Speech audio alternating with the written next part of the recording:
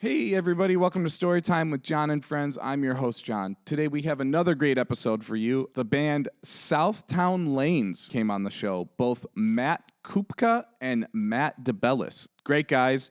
I had a really nice conversation with them. You know, they're really doing the DIY thing out there and grinding to get their music out there. The music's really good. They had a new record that came out this past May of 2024. Definitely give that a listen. That was titled Take Care.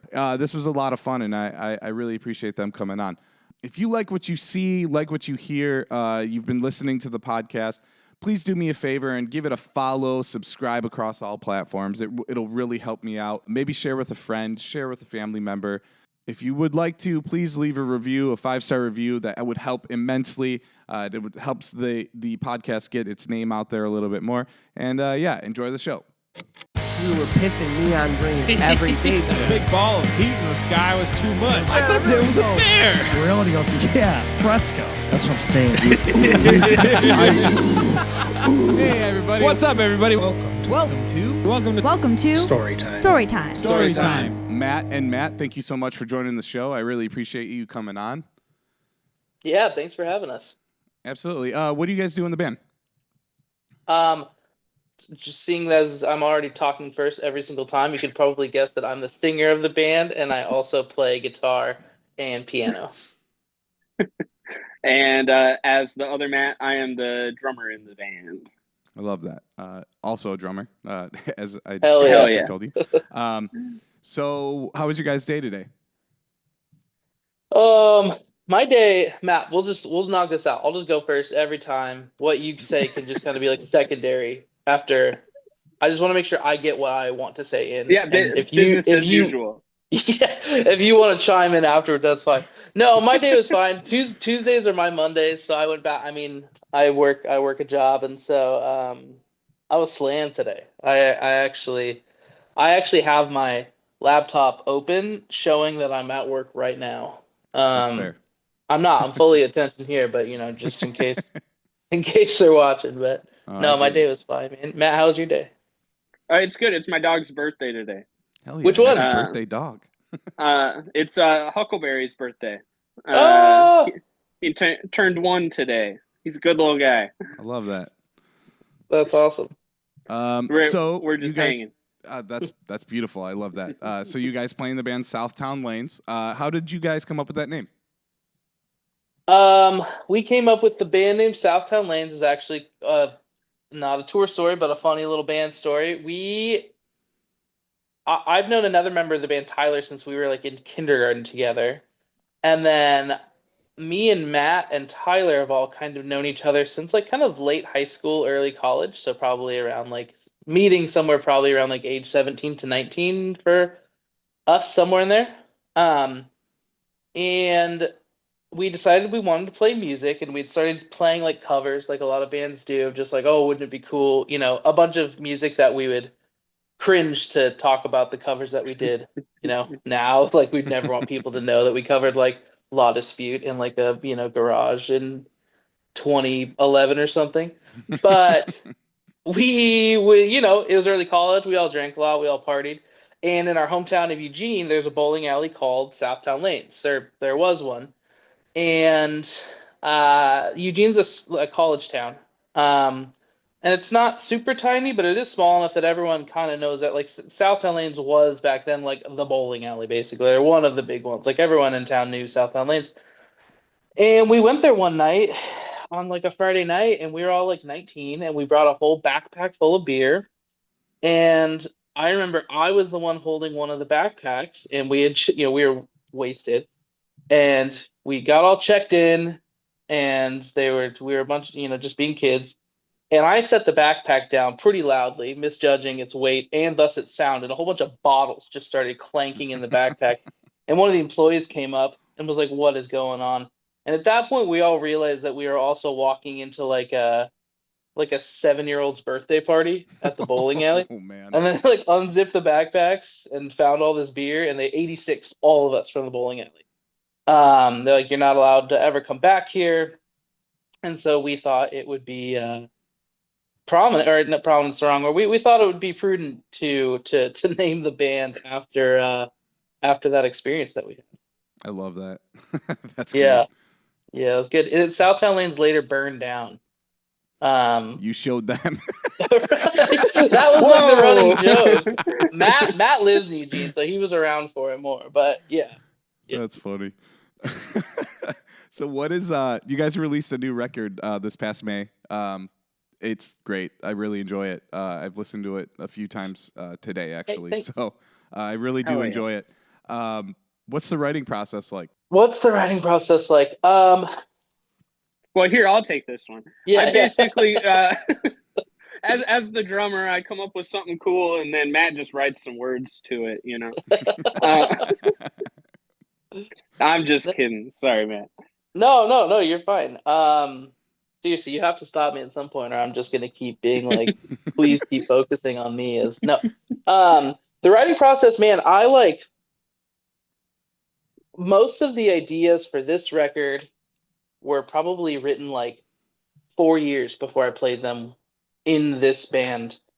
And that's just kind of how my writing process works. I tend to write stuff, and if it doesn't work in the current album that Southtowne Lanes is working on or whatever I'm doing, I just kind of file it away so it'll come back. And so the writing process generally comes with like I tend to overthink everything. So by the time the skeleton of the song makes it into practice, like with everybody there, I'm like too far ahead. I'm like, okay, after this song, there's like 4 more songs, and they all work together, and they all reference each other. Mm-hmm. And then once we have that figured out, then we're gonna move on. But for, that's a large way of saying I think too much about it. For the most part, I usually come to practice with like the skeleton of a song, and what I think it's gonna do. And I've gotten better and better at shutting my mouth more and more in practice, and not trying to inform everybody what I think they should do. Which, you know, as like when you write a song and you love it, you want it to be what it is. Because I found if I shut up and take a back seat, that's the reason why I'm in a band, right? The other people in the band add to it and change it always for the better. So at least for me, that's how I interpret the kind of songwriting process is showing up with the original idea and then truly trying to let it go completely. Very cool. So like constructive criticism at that point when you bring it to the band.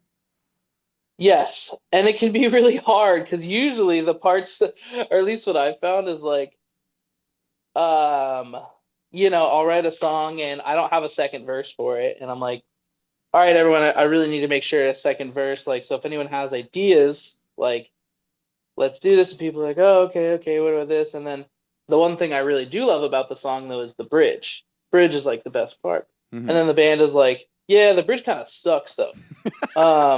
We should probably change that first. And I'm like, well, hang on, let's not worry about the bridge. The bridge is fine. We can leave that. But yeah, so that tends to be how it goes. I love it. My favorite part, the more Matt apologizes to me before he shows me a new section, the cooler it's gonna be. It'll be like, all right, man, this is gonna be. I'm so sorry, and it's like, okay, that's code for it's 7/8, and then there's a bar of 5, and you get to do something, but it's gonna wind up being really techy, and you can play as fast as you want, but you're gonna be sweating at the end of it. Yeah, and it's like, yeah, give me more of those. Well, you pull it off great. I love the shit that you do. So it's fun to listen to, honestly, with the noodly guitar parts and then the fast movement around the drums. I love it. Matt's incredible. Matt is the most patient person in the band, I think, out of it all. Because I don't know, the guitarists and bassists, you can kind of just, if you want, really at a lot of sections, hit an open chord, or there's a lot of different stuff you can do. For the drums, you aren't allowed to do that a lot of the time. Without, Mm-hmm. I mean, you're a drummer. It's a lot to just change it into a halftime all of a sudden.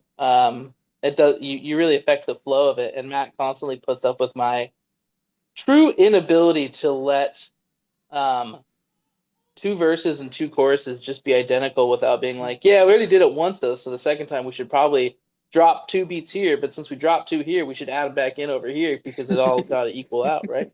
And that's something I'm legit working on for the next record is seeing if I can write a song and let it get through the writing process without changing sections for the hell of changing it. It's fun and it keeps it interesting, but man, even sometimes I would look at it if someone handed me this song, and this is getting back to how I started this with Matt being the most patient person in keeping time in the band. If someone handed me a song and they're like, okay, so every verse and chorus, there's a different thing that drops or adds on, and it all connects to itself. So don't forget that this part is in 7, and then in the chorus, because the first verse was in 7, the chorus is also going to have this last bar in 7. Not the same for the second verse, though. Why would it be? It's actually going to be 5 for the second verse, but the second chorus kind of references the first chorus, so we're actually going to keep it at 7, and so on. And that's literally how the process goes. And Matt is just like, cool, you could just tell me like it's 575, but yeah.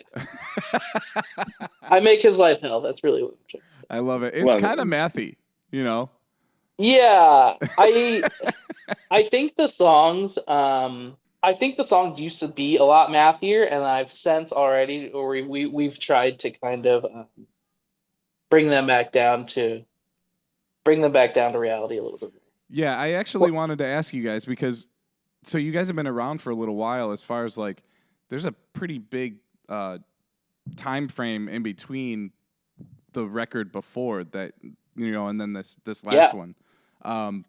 What is there anything like that may have changed as far as your style of writing, or is it just like you're listening to something that may influence you now that you weren't then, that kind of may have changed your style of writing for this record? Basically, what's the main difference between back then opposed to now, and how you've shaped yourself as writing? Well, instead of me steamrolling all this, I will answer, but Matt should answer some of this too.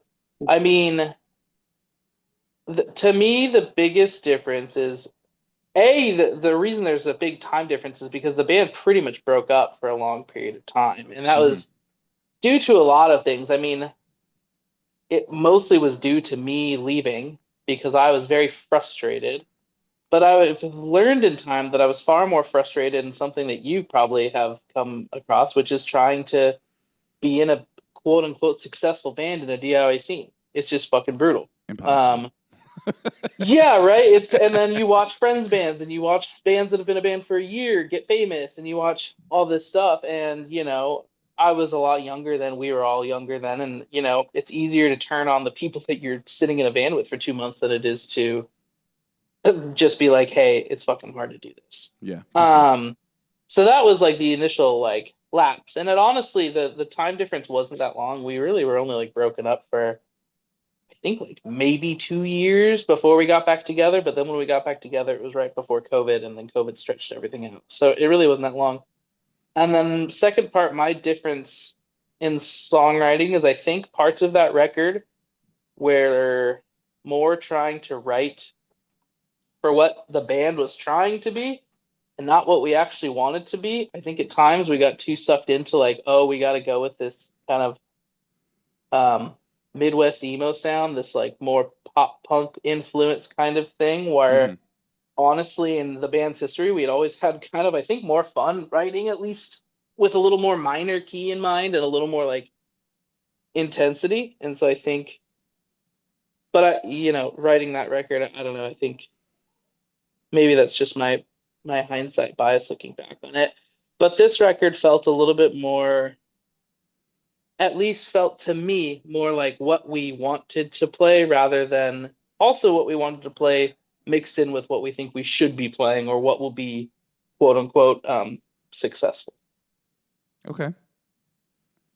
Matt, any thoughts? Yeah. I'm sure this isn't 100% true, but with the previous album, Give Up the Ghost, it feels like those were the songs that we had.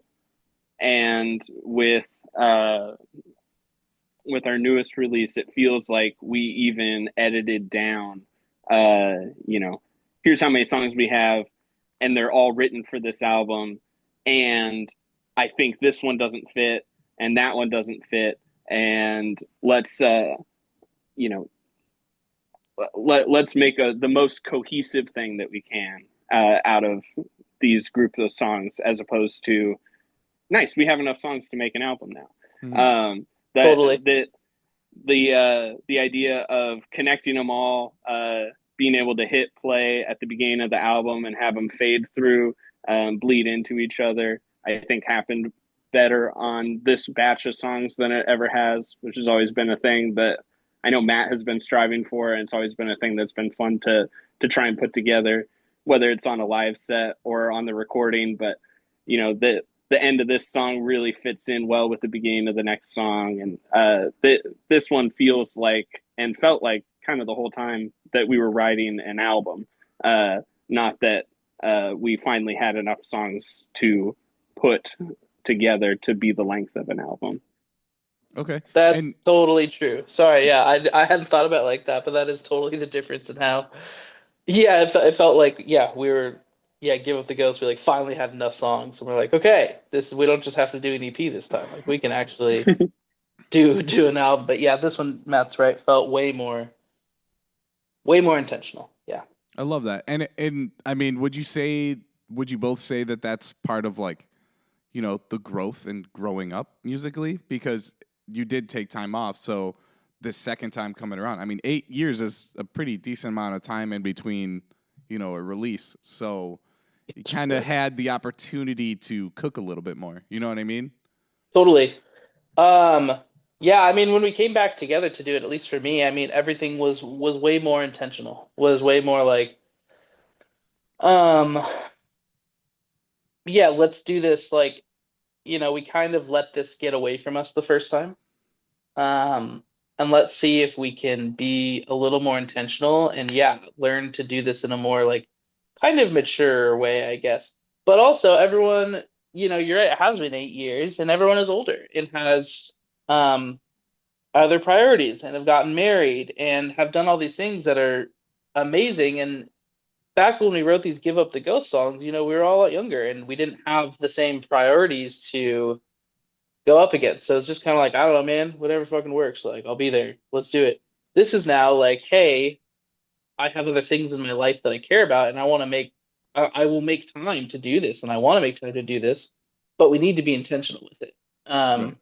And I think that does show a bit in the music. Absolutely. I think it sounds a little bit more calculated too, like, between the two.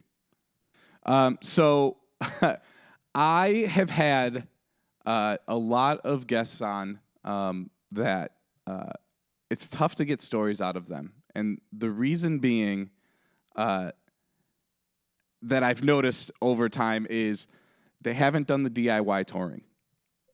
And I feel like I am going to relate a lot to you guys because of the DIY touring that you guys are doing currently and have done prior. So I would love to hear if you guys have any stories that you would like to share. Oh man, are you like mostly interviewing like real bands, like big bands that do big tours? No, I mean I've had some big bands. Sure. Sorry, I don't mean to put you on the spot or to make you fine. comment on other bands that you've interviewed on here. I had the singer of He Is Legend last week. Nice. I had this band Games We Play, who's on Fueled by Ramen, who coincidentally his second show he ever played was opening for my band down in Miami. That's hilarious. But I mean, he's on Pete Wentz's label, and his first tour ever was, very, very different than DIY. It's very different.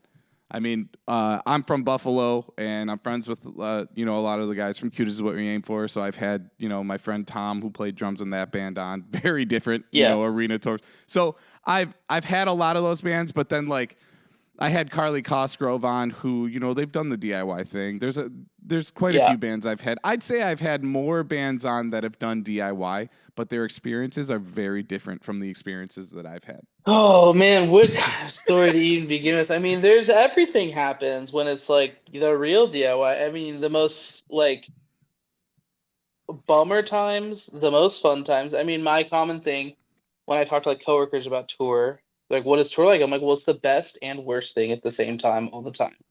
It's like, simultaneously, it's just moments. It's cool. It's awesome moments and bad moments, and they often happen right next to each other, or even kind of at the same time. And who, it's also four different people experiencing that all simultaneously. So one person in the band can be having the worst night of their life, and another person in the band could be having the best night of their life. Mhm. And there's nothing trying to change it will only make it worse or whatever for you. Um, and that's how I think about tour. But I mean, man, out of all the, I'm trying. I also now I know what you're saying because I'm trying to imagine like some of these stories of either me getting upset or other people getting upset. I'm trying to imagine how they would feel when they heard me like talking about that time that they like. And we can all say this, but that time they threw like a huge fit and made a complete like. I was like, hey, remember when you throw a big old hissy fit about this thing, and it was pretty hilarious. I, I You think go ahead. the first thing that came to mind was just talking about someone's worst time and someone else's best time.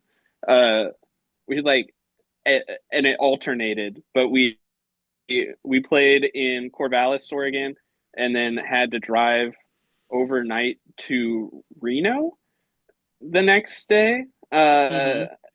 And one of us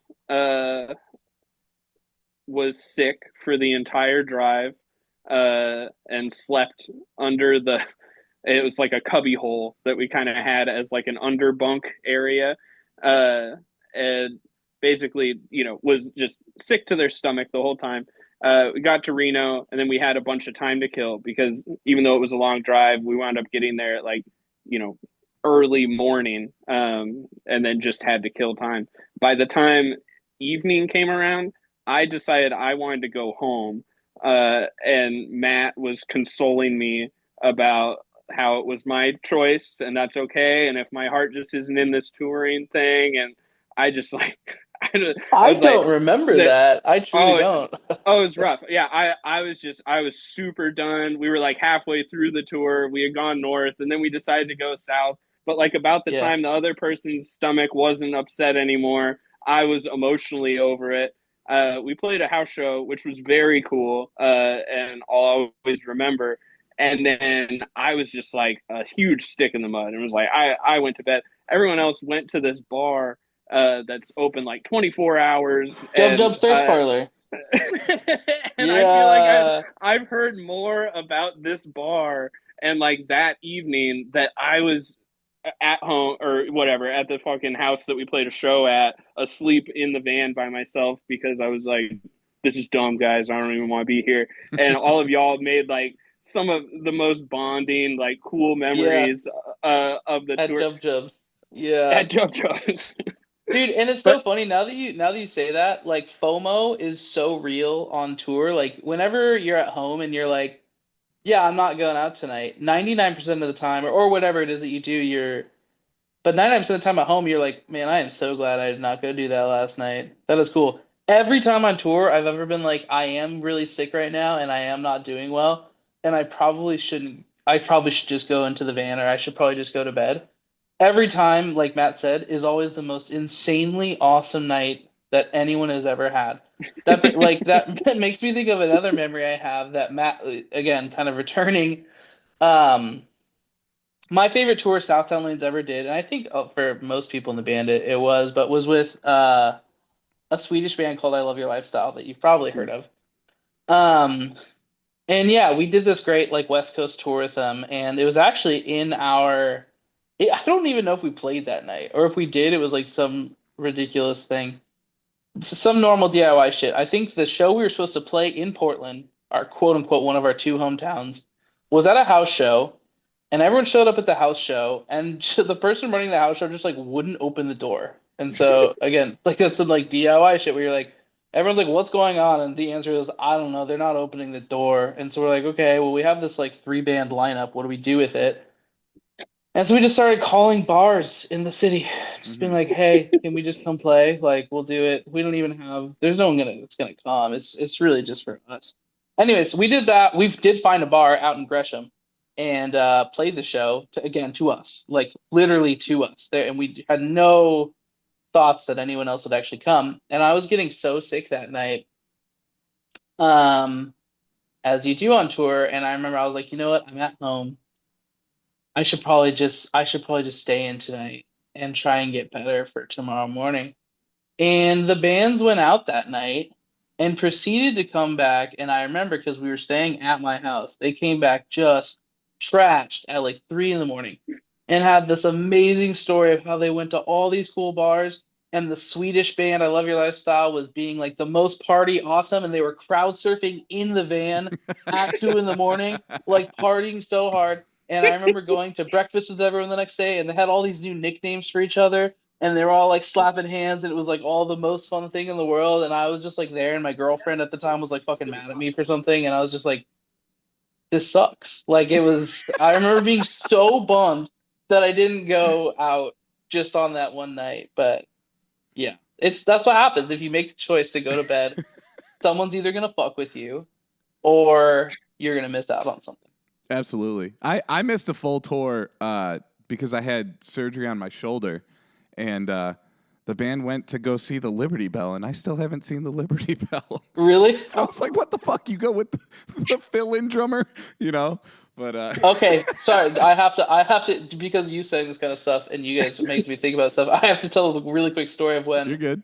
We almost got arrested at the Liberty Bell because we went to go see the Liberty Bell. And there's this long ass line, and I'm walking up, and I'm realizing that I have my pocket knife on me, and that they're not going to let me in. But you know, we were parked way too far away, and we're way back in line. And I'm like, you know what? And I don't remember. Someone told me, yeah, sure, I'm sure it's fine. But I was like, I'm just going to drop it in the grass here and cover it up with some dirt, like with my foot, very subtly. Again, we're like 100 yards away from even the entrance to see the Liberty Bell. And then here, I see this bush. I'll come back and I'll grab my knife. And so I did. Made it through the line, saw the Liberty Bell. We're like, that's great. That's awesome. It's a lot like everything you see. I'm like, oh, it's a lot smaller than I thought it was going to be, but that's cool. And we leave. And of course, like, went back to go get my knife. Knife's gone. And in my head, I'm like, oh, someone in line saw me stash my $10 gas station knife, and they must have really wanted it. And so we walked away, and then a couple of like bike cops come up, and they roll up to us, and they were like, "Are you the ones who dropped a knife outside the Liberty Bell or this thing?" And I was like, "Yes, that was me." And they're like, "You know that like I forget the right terminology to use, but basically said that dropping a weapon in this place was a federal crime, and you can go to prison for it because I brought a weapon onto the premises and then left it there unattended and walked away." You get mad on terrorism charges. Truly, and I was like, Allegedly. I did not realize that you know was a thing. And then they let me off, and then they were like, and then further, this knife looks like it's longer than 3 inches. Did you know that in this state it's illegal to have a pocket knife that's longer than this? And I was like, no. So like, so you brought an illegal weapon into a federal place and then left it sitting, and then they still just let me off, which, you know. Did they let you take the knife? They literally gave me the knife back. They gave me the knife, Of course and they did did. not find me. Stupid shit, man. I think that was on one of our like second or third tours, and I've since learned. But yeah, sorry, you saying the Liberty Bell just made me remember the one time I went and saw the Liberty Bell. Yeah. I hope you get to see it sometime, man. Yeah. You know what? I'm more invested in going to a Buc-ee's because I haven't been there yet, and everybody I have on is like, Buc-ee's, man, it's the best place. Because it's been years since I've toured, so Yeah. Buc-ee's wasn't really a thing at the time, or if it was, it just wasn't as big as it is now. So we didn't know about it, kind of thing. I think, yeah. yeah, I feel like that's what it is. For some reason, hardcore bands love Buc-ee's. I don't know what it is about the hardcore scene, but they're like all about it. I mean, it's cool. Matt, we went to a Buc-ee's, right? I'm sorry, I don't remember. I honestly, I've been to them a few times, remember. and I can't. You would remember. I would remember. I I'm think sure you would remember if we went to a Buc-ee's. No, we didn't make it down there on the South Tour because I think the closest one is in like East Texas, maybe. Yeah. But yeah, I don't know. That's funny. This question's for Matt. Nice. Been holding on to that one for a minute. Yeah. What is a funny or the funniest memory that comes to mind from touring?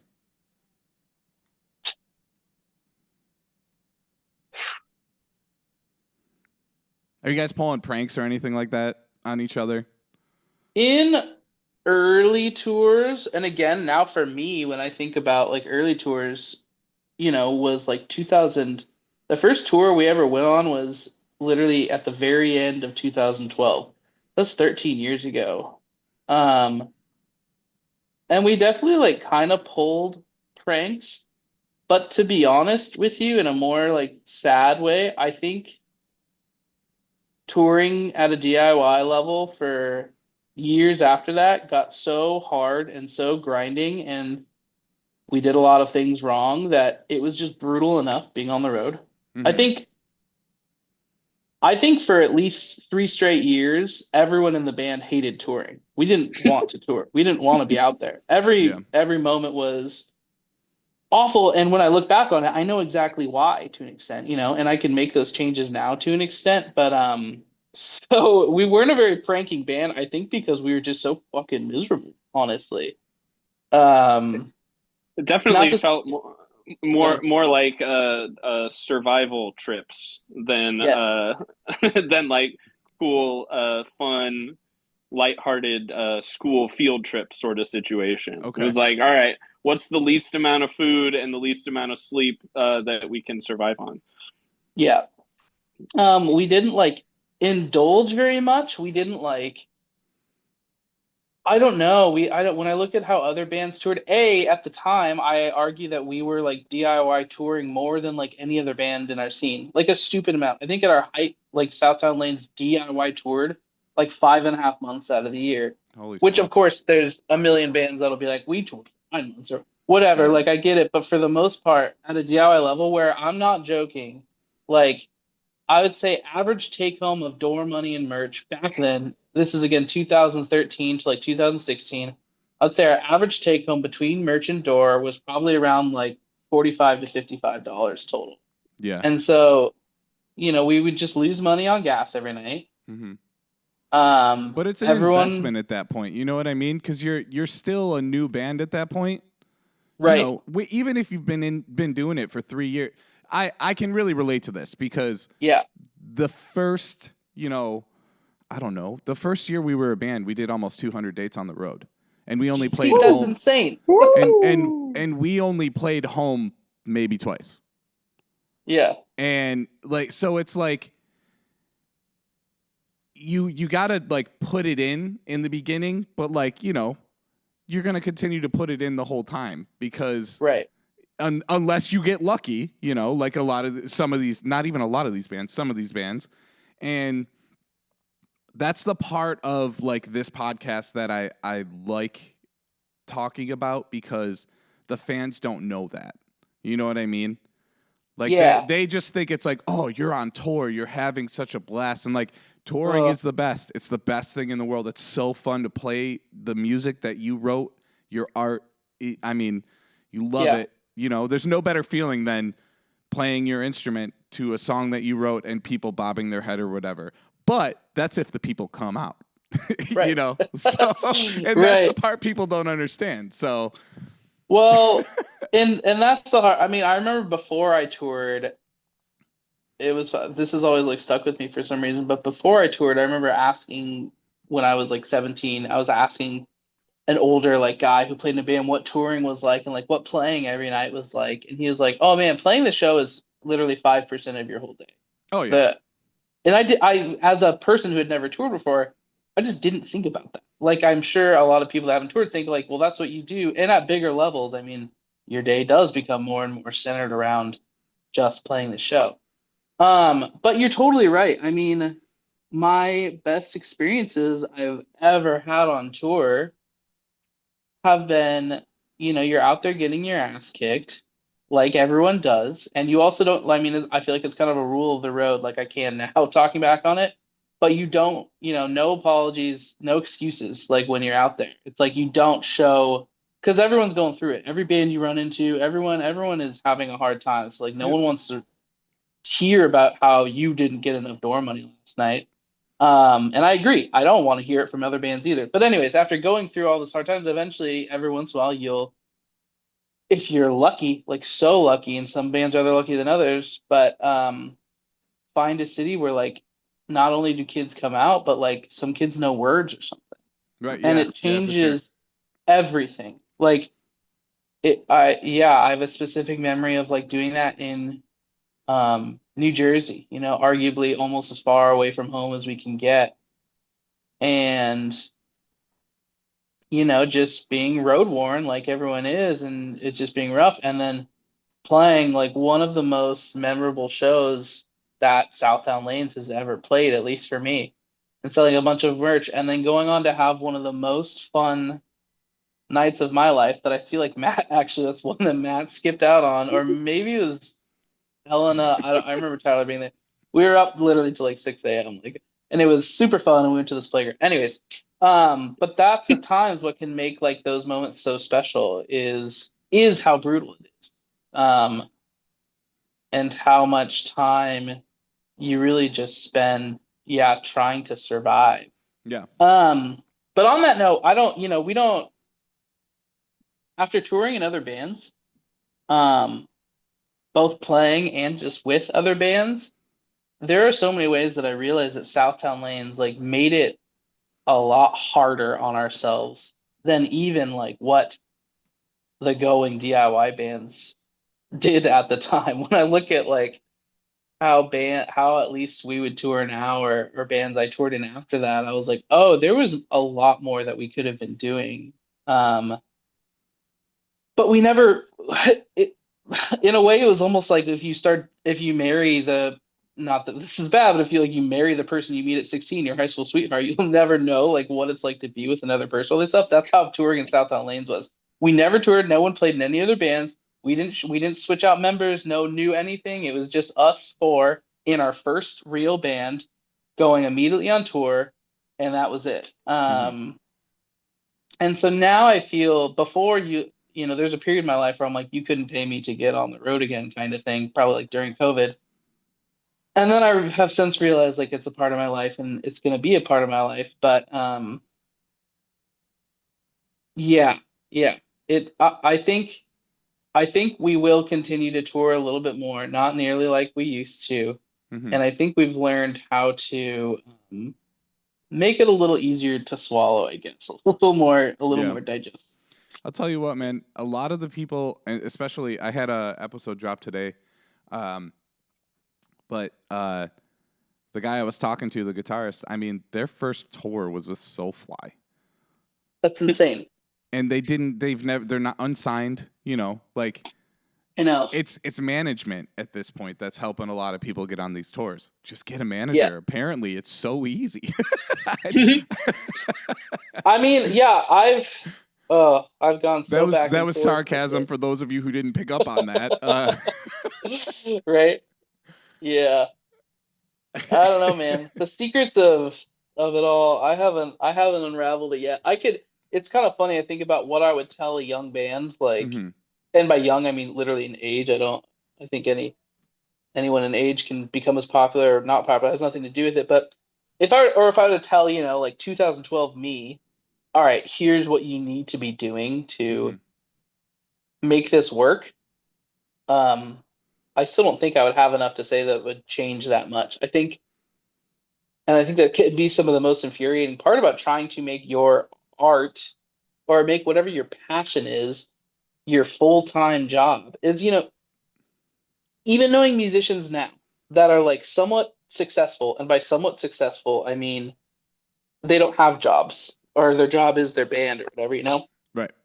After over a decade or 15 years or 20 years of trying and trying and trying, what success looks like in like at least like rock music, which is, all encompassing of hardcore or emo or punk or literally indie, whatever the hell, is still like a 45K a year job. Like an entry level position. The one thing you get to say is, well, I play my music for a living. I'm a musician.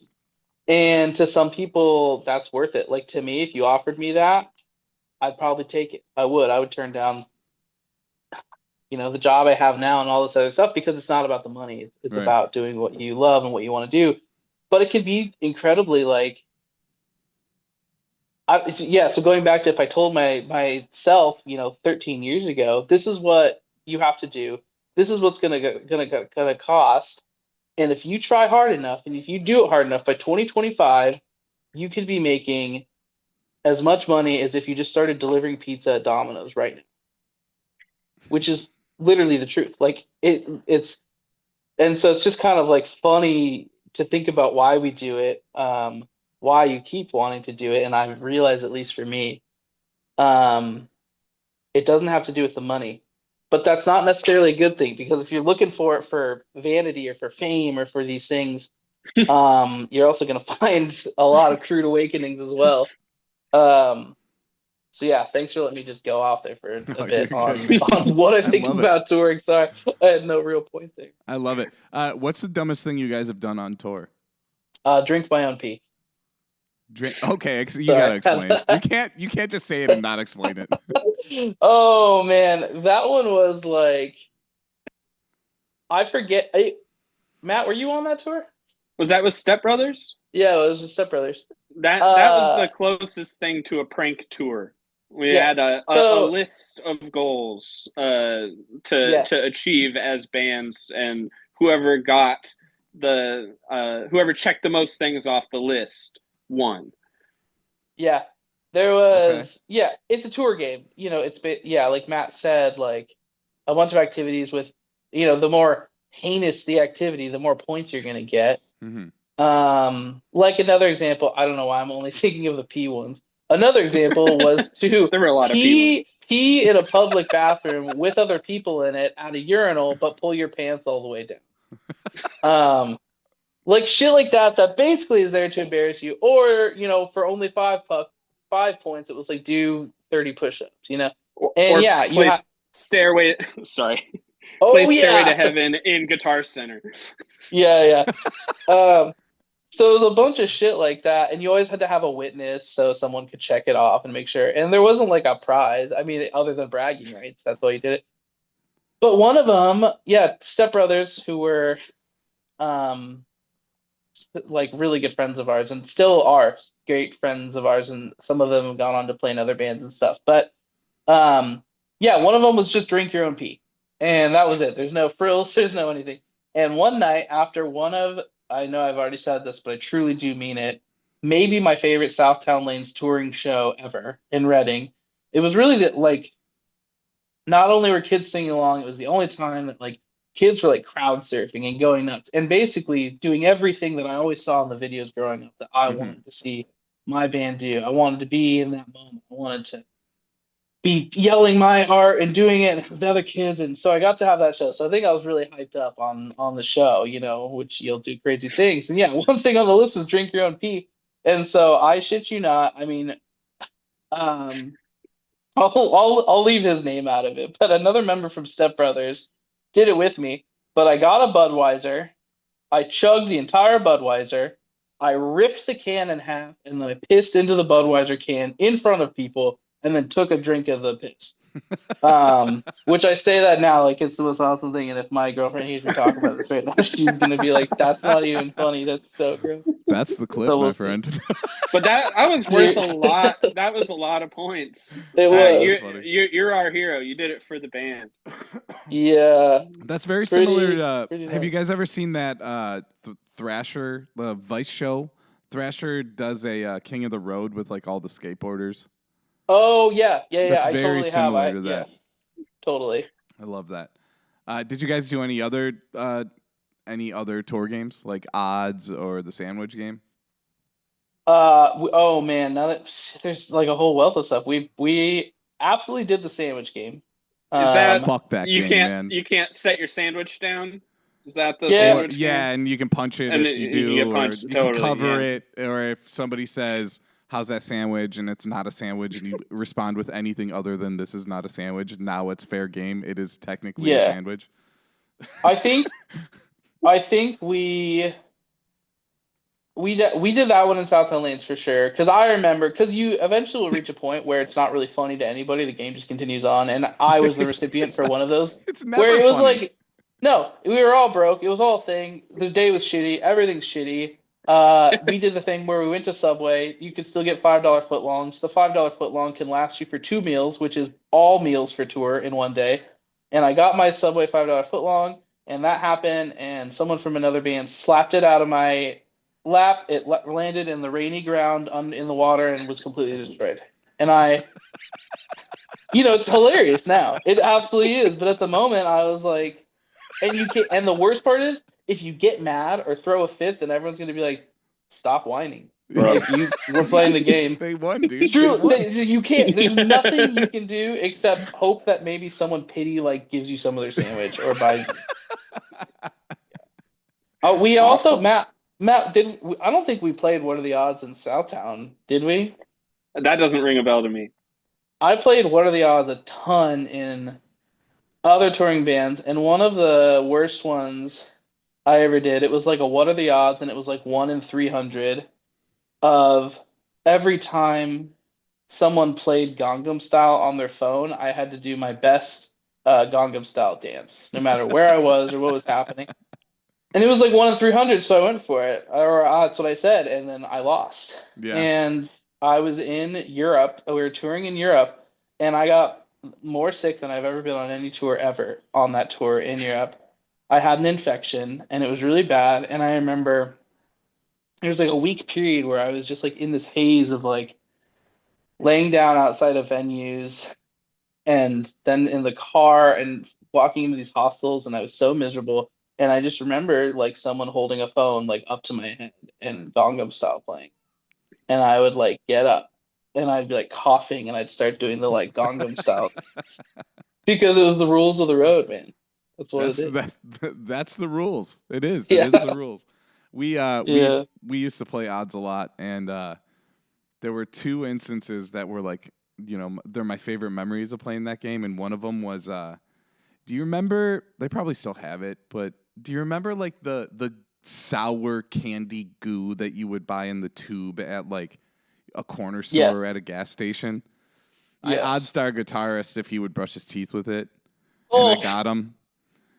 Did he do it? He did it, right? He did it. Yeah, and he was very upset about it. It was sour flavored, and it was I felt bad too because it was like he threw his toothbrush out and like had to buy a new toothbrush, and he couldn't get the grit feeling off his teeth. Like, pretty sure he did some damage there.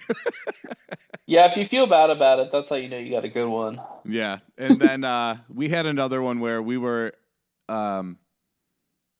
it was like 3 or 4 in the morning. We're in Pennsylvania, and we're on the way home. We're pretty close. We're like, maybe 3 hours outside of Buffalo, and we're pulling out of the parking lot of this gas station, and my guitarist looks at my other guitarist and goes, "Hey, Chuck, what are the odds you'll run inside the store, scream, 'I'm having a fart attack,' and cartwheel out the door?" And he goes, he really didn't want to play, but we have a rule that if you say no, the next one has to be like 1 in 5. Yeah. So he goes 1 in a million, and they both said 42. Are you serious?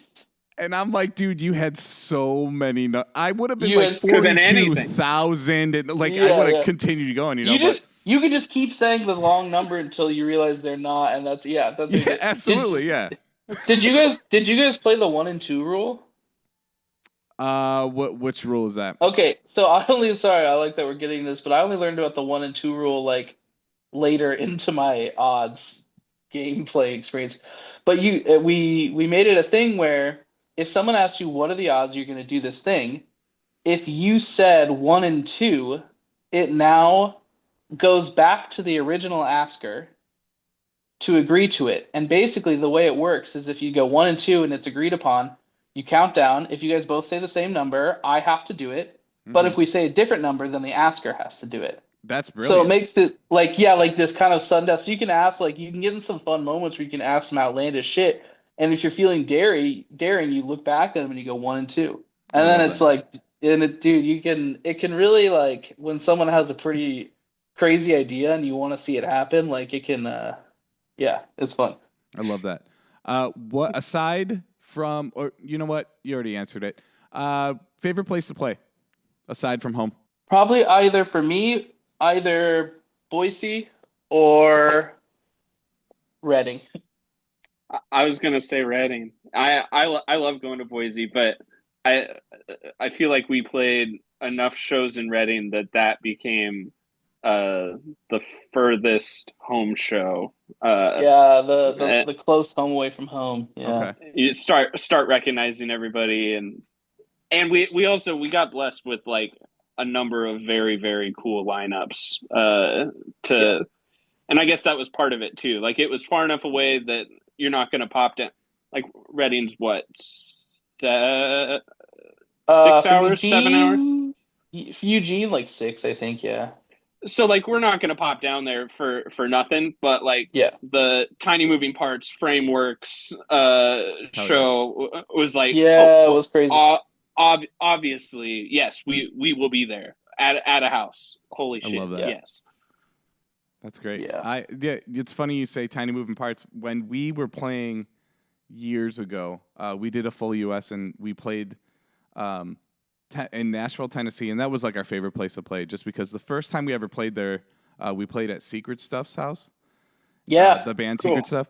Yeah. And like we show up, we're playing, and there's like 15 people screaming our lyrics at us. And we're like, who the fuck are these people? And now we're like pretty close with them. We love these people. We used to just go down to Nashville, play their house, and come back home, which is like a 15-hour drive. They pay us and take care of us, but it was like we're throwing a party. We need you guys. We're like, okay, All right. But we were doing this full US. We had this band of Fortune and Fame from Syracuse. They were like a pop punk band on Panic Records, and they're like our best friends now.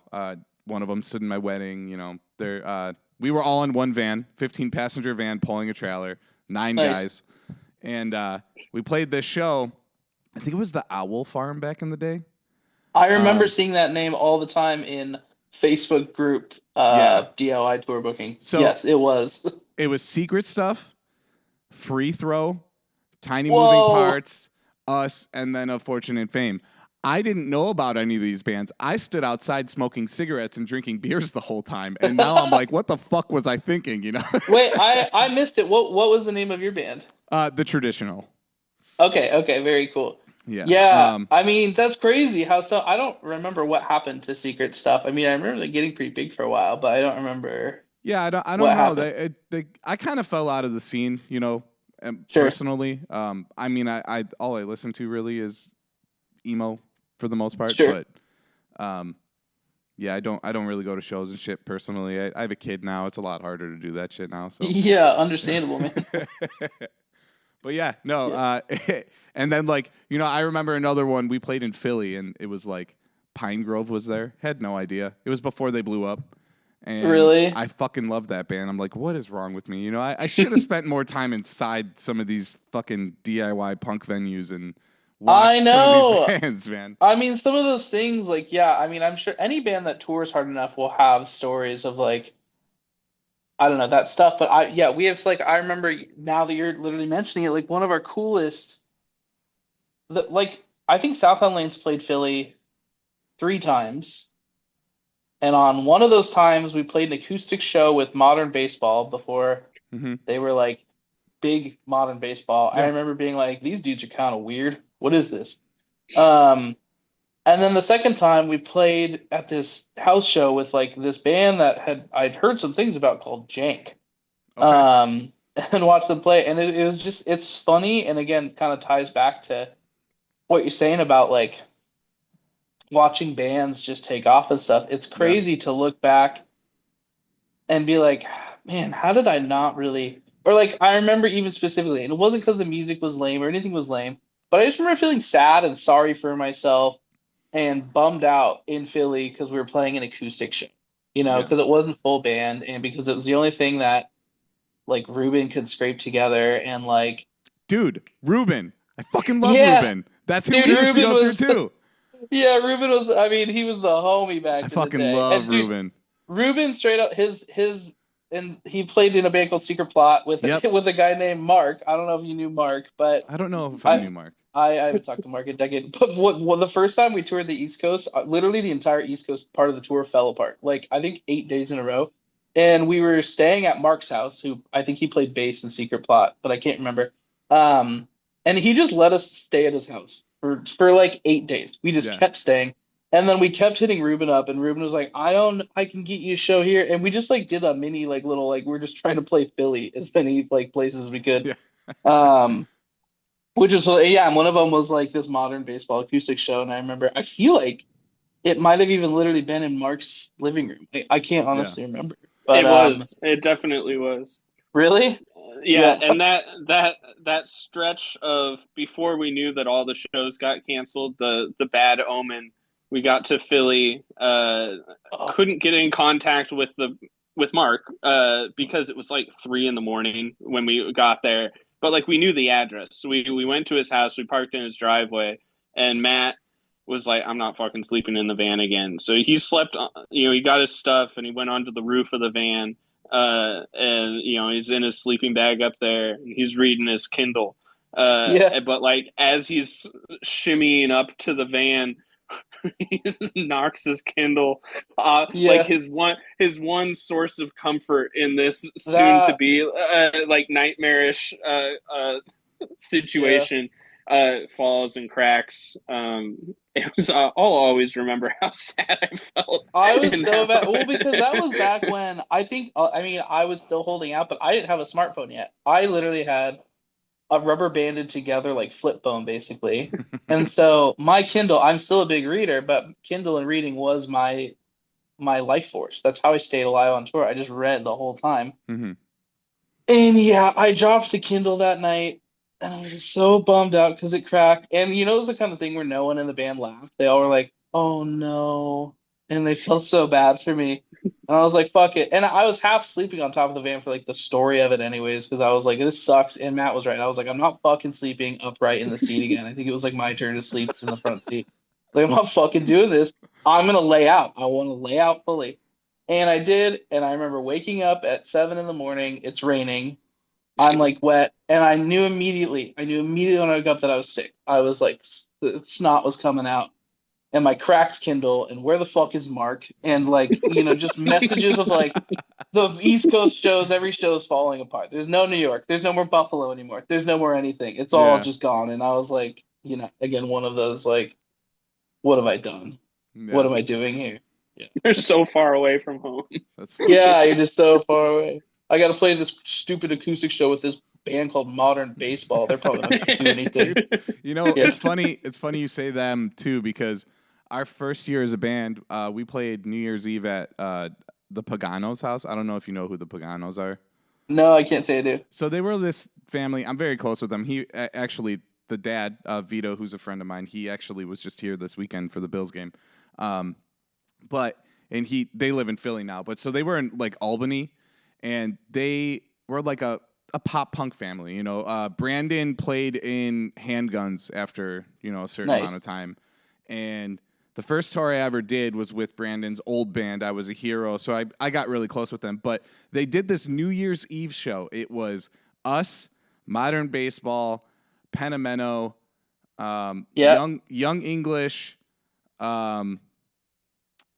Candy Hearts. Wow! Like there were like 10 bands on this thing, right? And it's like, Modern Baseball. It was pretty early on for them, and they opened for everybody. Nobody knew who they were really. There were people watching, but no one really knew who they were. This was like either right when sports came out or right before. Yeah. And then like within 2 months, they were fucking massive. Everywhere. Massive. Yeah. I know, them blowing up was crazy. I remember, I think I like tricked myself into thinking it wasn't the same band for a while for some reason, like that we had played with. I was like, that couldn't have been like. The trajectory was crazy because it was so quick, Yeah. But yeah. I know. That's the kind of shit though that makes you like.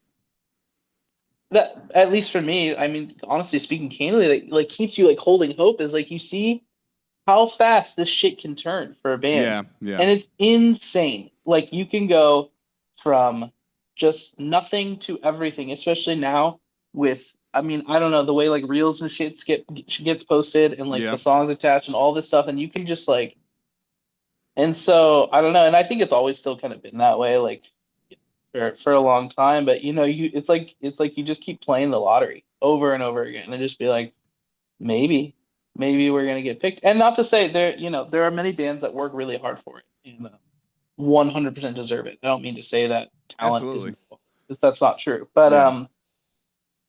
yeah, seeing stuff like that though, and you just watch it go, and like modern baseball, I mean, they haven't been a band for like I don't know how many years, like 6 years, 7 years, Probably longer than that, honestly. maybe longer than that. And Yeah. I don't know, I still feel like they put up merch drops that sell out in like 10 seconds, but Yeah. it's crazy. Yeah. I mean, hell, our last tour that we ever did was with Safe Face. Nice. And that was before they signed, and that was before what Were they touring is on it? that one EP? It was that first EP, Folly or whatever. Folly, dude, I still Yeah. listen to that Folly Oh, yeah, EP. same. That the songwriting, the mixture of like the emo, when I remember hearing that, I was like, this band has it. This is fucking it. This is the sound that if you want to sound like this indie emo thing, like Yeah. they nailed it. The songwriting, the perfect amount of catchiness, the yelling that they also did with it that would keep in like the emo pop punk kids. I was like, that's the formula. This band right here. If there's one that's gonna do it, it has to be them. But Yeah. No, and you know what? That was before they signed to the label. What are they on? Epitaph? I think so, yeah. I think so. Yeah, it was before Epitaph, and that was the tour that we decided not to tour anymore. And then Really?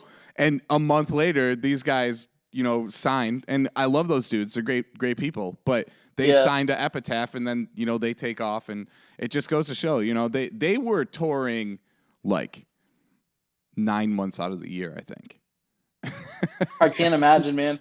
I am ready to say right now, if Yeah. it's DIY and that's what it costs, I won't have it in me. I'll That's still what keep it was. trying. That's what it was. We played Yeah. that. We went out with them for 2 weeks, and they had already been out for like a month. And we did that 2 weeks, and it was like some good shows and then some really bad shows. And we were just like, let's go home. Let's sell this fucking van. We're not doing this DIY shit anymore, No, and that was we're gonna- inevitably yeah. the end of the band. I mean, we still played and wrote music and stuff, but at that point, we just weren't willing to do any DIY because we were like, we've done this for 7 years at this point. I know. Almost 8 years. But the longer you stick with it, the better chance you have, I guess. I don't know. I know that's kind of. I mean, we're winding down here, and I think that's kind of where we're at. Is like, it's hard. Imagining touring right now is still, it's tough. But I want to stick with it. I have to stick. I've learned even if I'm not touring in this band, I'm gonna like go on someone else's tour, keep touring. So I'm like, well, I might as well just tour in this band, right? Absolutely. I mean, why not, right? Or just do Yeah. both. Fuck it. Yeah, Do both. exactly. All the time. Just do both. Yeah. Panameno Yeah. doesn't play anymore, and they all started touring with other bands and everything. Now they don't really do anything, but Right. because they've all grown up and done whatever. But those Right. are homies of mine. I grew up with all those dudes. But yeah, it's, Yeah, I remember what record is it? It was like the black and white one. I forget the name of it. That was the honestly. full length. Yeah, it was. Yeah. I remember that one being my jam. But yeah. But yeah, just stick with it, guys. I'm rooting We'll for you because try. you guys rip. Hell yeah. You guys are great. I love Thanks, it. dude. Thank you. So I just have like a few more questions, and then we'll go ahead and end it. We're winding down here, but what do you guys have any superstitions or pre-show rituals? Superstitions. I'm confident that if I don't change my guitar strings every 4 shows, it will break on the 5th show. Oh man. What else do I have? I don't know. I don't think I really do. I mean, I definitely I do all the normal I do vocal warm-ups and the normal warm-ups things, but I don't think I have anything like out of the ordinary. I'm a big throat coat guy. I'm like constant throat coat. If you're Absolutely. a singer, that's one. I do believe in the taking vocal rests, especially on a longer tour of not talking on day off or something like that. But now that's all I got. Matt, you got anything? No, I was trying the closest thing I can think of is just the overwhelming urge as soon as all of us have hit whatever our last note is, just sprinting off stage, as fast, diving for your power cables and grabbing throwing my snare, them off the stage. Yeah, just oh my god, I'm so sorry. To the point where sometimes you realize you're the last band playing that show, and you're still scurrying, just trying so hard not to hold up the whole situation. Yeah, we're crazy big on like the pre-setup. I am like if it's a full legit show and the headlining sound check and the main support is sound check and we're the opener and all this stuff, I am still like setting up my shit 6 hours before the show. And I'm tinkering with the pedals and I'm like, I gotta be ready. If I'm not ready, this is gonna go really badly. But yeah. Yeah. That makes sense. What is your was there a concert that you this is for both of you, but is there a concert that you attended when you were younger that made you want to, do this when you got older?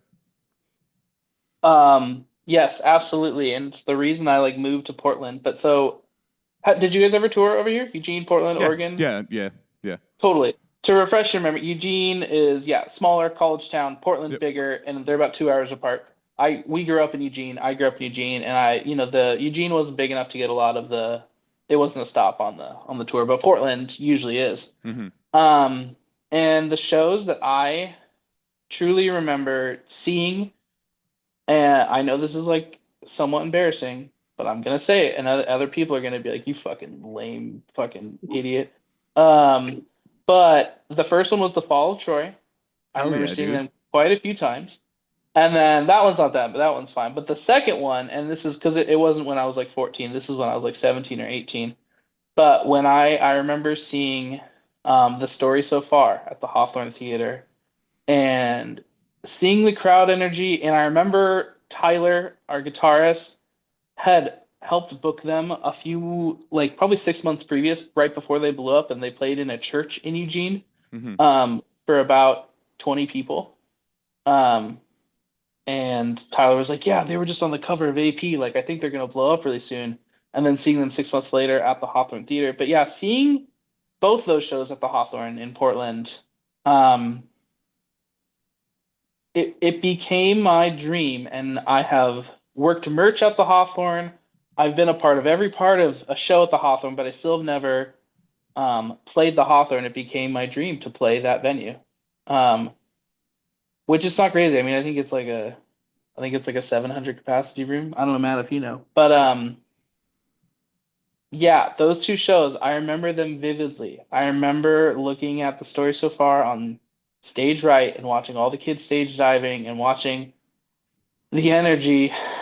And I remember thinking, this is what I want to do. This is what I will always want to do. I've known it since I first saw a My Chem music video when I was 13 years old. I was like, this is what I want to do. And it really hasn't changed. I don't think. I love it. I don't think too much. Matt, what about you? Same question. Yeah. I in high school fell in love with a band that was from our town that went to Matt's high school. That I thought it was the coolest fucking thing ever. They were like garage rock, kind of psychedelic, kind of whatever. It was just a fucking rock band. But anyway, their name was the Rock and Roll Soldiers. But me and a number of my friends they were rock stars in our minds, and we would go see them the local venue, the Wow Hall. They would play at the McDonald Theater, the biggest venues that we had in town. And it was the same sort of thing. Like one of my most memorable concerts is seeing them at the Wow Hall, which is probably half of the Hawthorne, if not smaller. Yeah.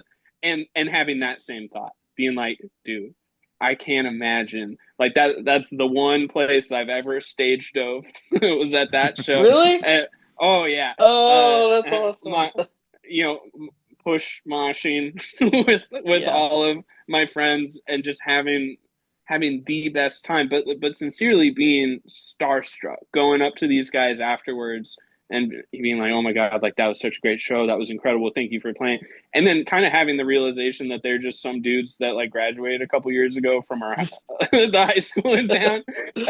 And then and realizing, I don't know, I guess I set my sights too low because that was like a pretty attainable goal to play the WoW Hall. Yeah, how many times have you played the WoW Hall now?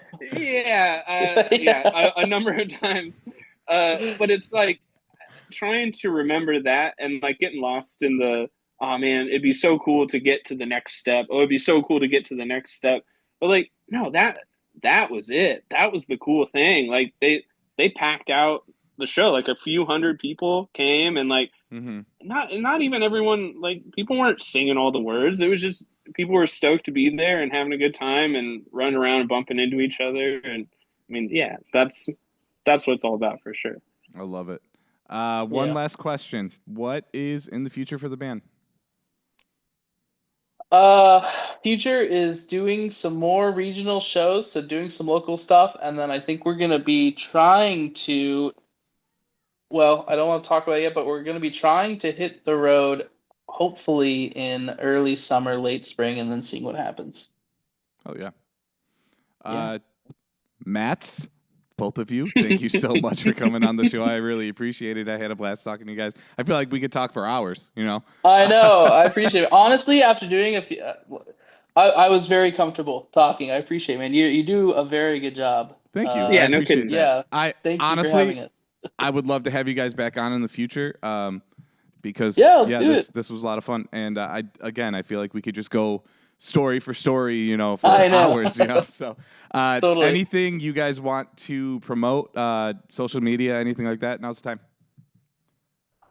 You know, we got a big show coming up, but I think we're literally playing it like the day before this one is gonna drop. So no, I mean, just I think if I could say one thing, it would be, if you listen to this, go to local shows. Go to a local show if you can. I love it. Thank you guys so much again for coming on the show. I really appreciate it. I really enjoyed meeting you guys, having this discussion. Everybody, thank you so much for sticking around, listening, watching. Make sure you support the band. Go listen to their music. Go see them live if you can, if they're coming to a town near you. Everything they've got going on will be down below in the description, the links to their social medias and everything, and we'll see you next time.